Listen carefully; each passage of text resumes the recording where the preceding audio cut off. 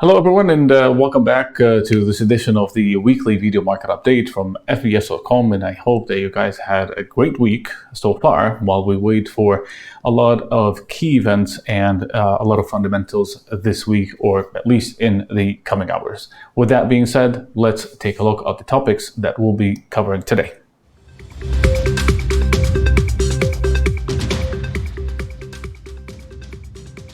All eyes are headed toward the central bank's decisions this week, including the Federal Reserve and the Bank of England decisions, amid the continuous rise in inflation.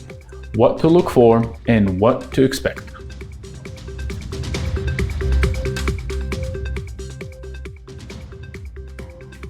The US dollar keeps proving that the upside trend is still alive. What are the levels to watch ahead of the Federal Reserve decision?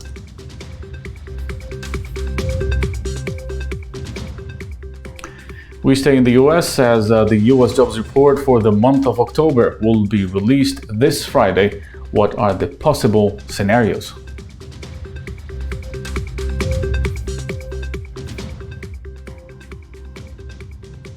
And finally, gold continues to trade within the same range while the technical indicators are not good enough to issue any new trade.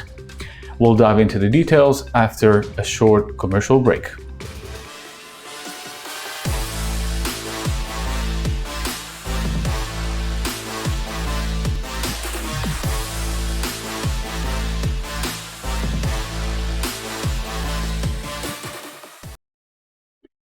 Beginning with the most important events this week. All eyes are headed, of course, toward the Federal Reserve and the Bank of England decisions. Of course, for the past few days, we've seen also the Reserve Bank of Australia, which was also another surprise somehow to the market. But the decision will be released, of course, on Wednesday and Thursday. But at the same time, or this time, all central banks around the world have something in common, which is, of course, as you read on the social media and all the media and the news, that, of course, it is higher inflation. And every single bank or central bank around the world is expected to address inflation and how they will be able to curb the current rise in inflation across the board. But beginning with the Federal Reserve, or the Federal Reserve decision, which is considered as the most important for the week.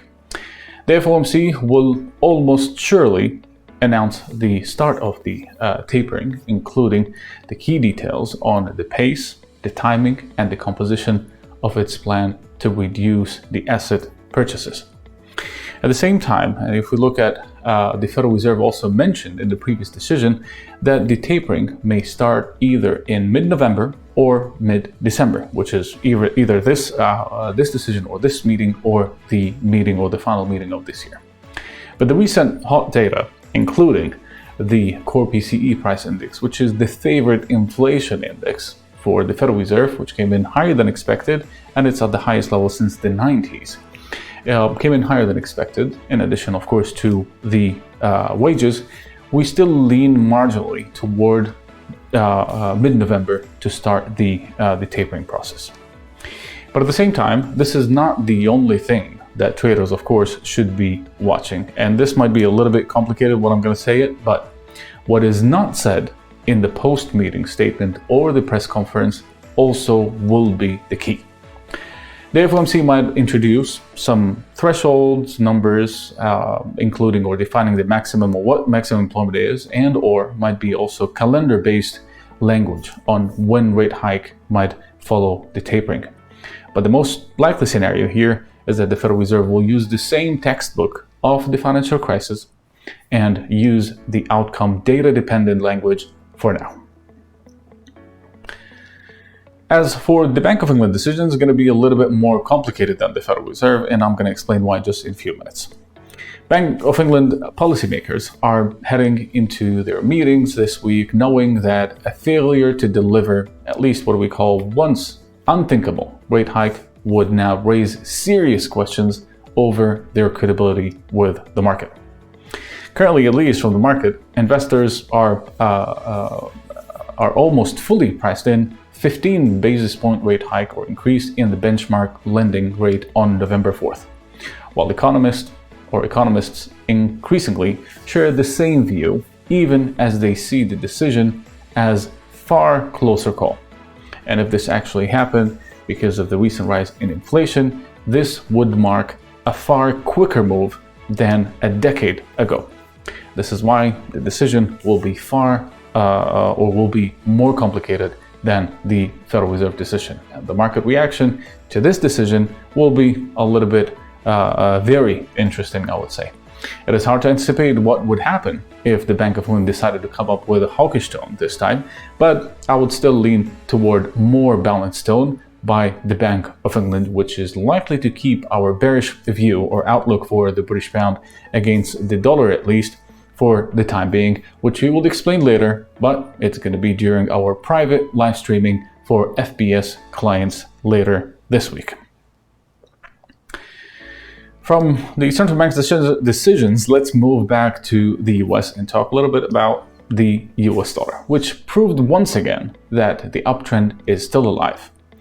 Last week, we saw some sort of a gradual decline back toward 93.50, and it dropped after the ECB decision last week below that support. However, on Friday, we saw a full recovery of the US dollar index, and it went back all the way above the 94 resistance area. And since the beginning of this week, it's been trading within the same range, but well above the 94, which is now acting as a solid support, at least on the daily chart.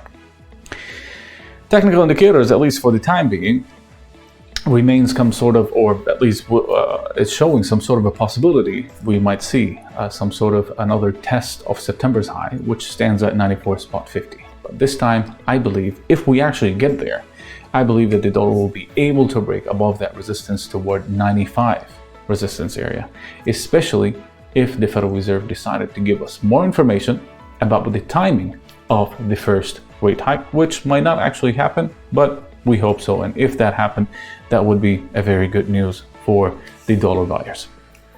All right, let's move to another topic now, but we are also going to stay in the US. On Friday, all eyes are headed toward the US jobs report, which disappointed over the past few months. Estimates, for the time being at least, shows that the economy will be adding around 450,000 new jobs in October compared to 194,000 new jobs in September. While the unemployment rate may decline further toward 4.7%, down from 4.8%. And finally, wages may pick up again on year-over-year basis toward 4.9%, which would be another problem for the Federal Reserve because this will be reflected in inflation in the coming months. Yet, trader needs to keep a very close eye, this time again, on the participation rate, which would be the key for the unemployment rate, as there are a lot of people left the labor force over the past few months. And that is one of the main reasons why the unemployment rate declined sharply in the past few months, as there is a lot of people left the labor force, and it looks like people in the United States are not ready to go back to work yet. Well, I believe that in November, the picture might be a little bit different ahead of the holiday season. Finally, let's talk a little bit about gold. In the Telegram group for FBS, everyone keeps asking the same questions over and over again. Is there a signal on gold today? Shall we buy it? Shall we sell it? What do we do? It looks strong, it looks weak. And I keep saying the same thing over and over again. But let's have a look at gold chart first. Gold has been trading within the same range for over over a week and a half for the time being. And the technical indicators are fairly neutral. At least the RSI is still above the 50 key level, but I would still say that it's still neutral. In addition to that, gold is still unable to confirm any kind of sort of stabilization above its moving averages on the daily chart, including the 100, the 200, the 50-day moving average. We're still trading around that area. And with the what we're seeing on the chart right now, yes, we're getting to the point that we might see a breakout, but even also we might see a breakdown. That's where we are right now. At least gold right now trading out of its uptrend channel. So therefore, there is no enough indications, at least for the time being, to enter a new trade in gold. And this is from my honest opinion. But the Federal Reserve decision later this week might be the catalyst for the next big move.